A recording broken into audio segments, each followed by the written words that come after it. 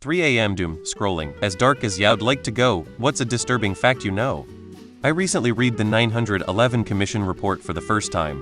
One of the saddest things I learned was that the first firefighter death occurred because someone who had jumped from the tower landed on him, killing them both.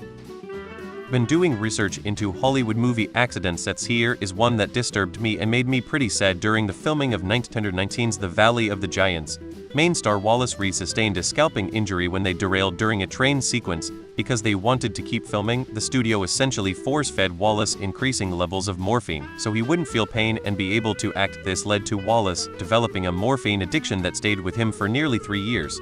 Despite attempts at rehab, he would remain in this addicted state until he died in 1923. He became the first American actor celebrity to die due to a drug addiction from what I've read so far.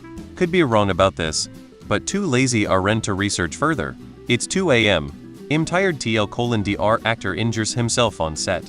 Studio gets him hooked on morphine. Actor lives a drug-addicted lifestyle till he dies.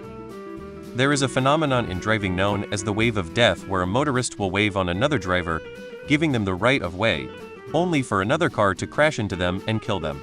This happens most often in 4-lane roads, when a car is trying to make a left-hand turn. The wave of death can also claim pedestrian victims who were waved into their unknowing death.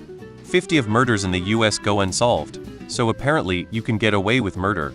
If you donate your body to science, there is a chance you will end up in the FBI body farm, a place where dead bodies are placed in different ways and areas to see how they decompose. Arizona State Prison used to buy drugs used for lethal injections from a guy working out of the back of a driving school in London. I learned a fun fact in Afghanistan after a suicide bomber fulfilled his mission that brain matter has a very sweet smell, almost like stevia. Gonna see this post set to creepy music on TikTok in a few days.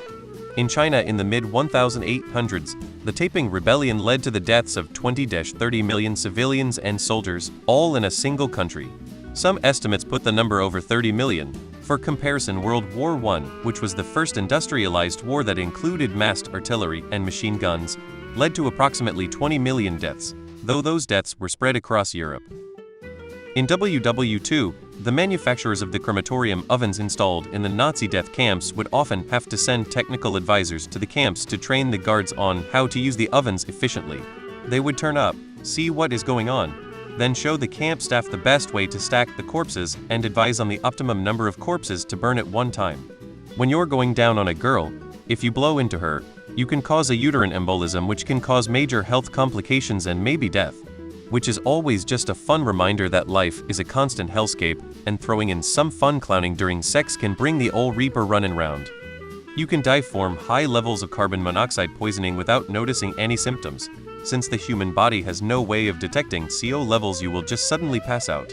CO is colorless, odorless, and tasteless. If you are lucky, you might feel a little dizzy or lightheaded right before going out, but you will probably just have seconds to do something about it. This is why a CO detector is extremely important in places where CO is used. Hemoglobin, the protein in your blood that picks up oxygen, binds to carbon monoxide about 240 times more strongly than it binds to oxygen. This effectively reduces the amount of oxygen that reaches bodily tissues, which can lead to oxygen deprivation.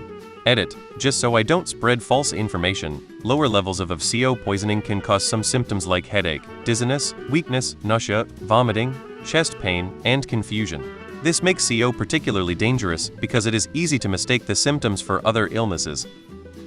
You can literally become allergic to yourself. Women experience heart attack symptoms that are different from men's. It's lesser known, so many don't know what's going on until it's too late. It is physically possible to be so constipated that your stool will back all the way up your digestive tract and you can vomit feces. Experienced this as an EMT many years ago, and the sight and smell are burned into my brain. One of the worst I can think of is what happened to Junko Furuta.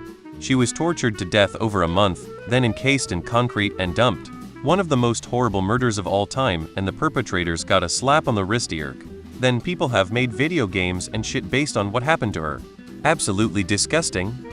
Just a reminder that the Japanese during World War II conducted horrifying human trials of various grotesque scale, from chemical weapons testing, vivisections, and viral injections. An estimated 300k people were killed via these experiments and outside biological weapons testing, including children and pregnant women. Scientists involved were on some occasions pardoned, and the United States confiscated all of the findings from the experiments. No one escaped or lived through the experiments. I am not going to go into detail about the worst of it, you can look it up yourself. Unit 731. Jorgen Hawkins was barely 20 feet away from her sorority house in an extremely lit alley surrounded by many people she knew when she got abducted by Ted Bundy to never be seen again. Not even her remains were found. I read once that the smell of opening a human head can be compared to opening a bag of Fritos. Have never opened a bag since.